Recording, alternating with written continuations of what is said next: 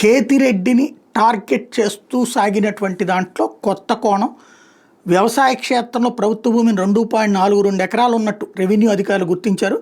Survey number 905-2లో 2.42 ఎకరాలు మాజీ MLA సోదరుడు కేతిరెడ్డి వెంకటకృష్ణారెడ్డి భార్య గాలి వసుమతి పేరుతో రిజిస్టర్ అయింది.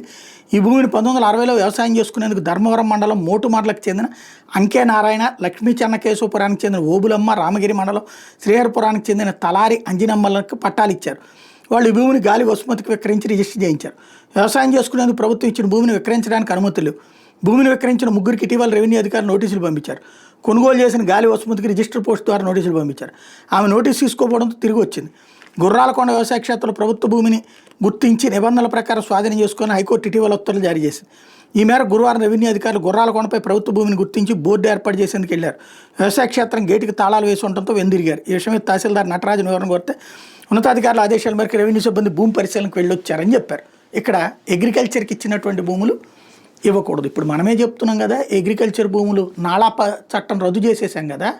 అగ్రికల్చర్ భూములు పరిశ్రమలకి, వ్యవసాయానికి, వ్యాపారాలకి మార్చుకోవచ్చు అని చెప్పి మననే కదా ప్రభుత్వం తీసుకొచ్చింది. దానివల్ల రాష్ట్రం అభివృద్ధి చెందుతుంది, రియల్ ఎస్టేట్ అభివృద్ధి చెందుతుందని. మరి వాళ్ళది తప్పు ఇప్పుడు ఎందుకు అవుతుంది? నెంబర్ 1. నెంబర్ 2, వాళ్ళు ఏమీ ఆక్రమించుకోలేదు కదా. అది వ్యవసాయానికి ఇచ్చిన భూమిని కొనుక్కున్నారు. హైదరాబాద్లో బంజారా హిల్స్, జూబిలీ హిల్స్ ఏంటి? బంజారాలకి, గిరిజనులకు ఇచ్చినటువంటి భూములు కదా ఇప్పుడు వీళ్ళందరూ కొనుక్కున్నాయి. ప్రతి పార్టీ కార్యాలయాల దగ్గర నుంచి అక్కడ ఉన్నాయన్నీ ఏంటి మరి? ఆ లెక్కనైతే ఇప్పుడు కరకట్ట లోపల ఉన్నటువంటిది, విజయవాడలో కరకట్ట లోపల ఉన్నటువంటి, ఇప్పుడు తాడేపల్లి దగ్గర కరకట్ట లోపల ఉన్న చంద్రబాబు గారి దగ్గర నుంచి మంత్రి సత్యనారాయణ రాజాశ్రమం నుంచి అవన్నీ ఏంటి? అక్కడ బిల్డింగ్ కట్టుకోవడానికి పర్మిషన్ ఉందా?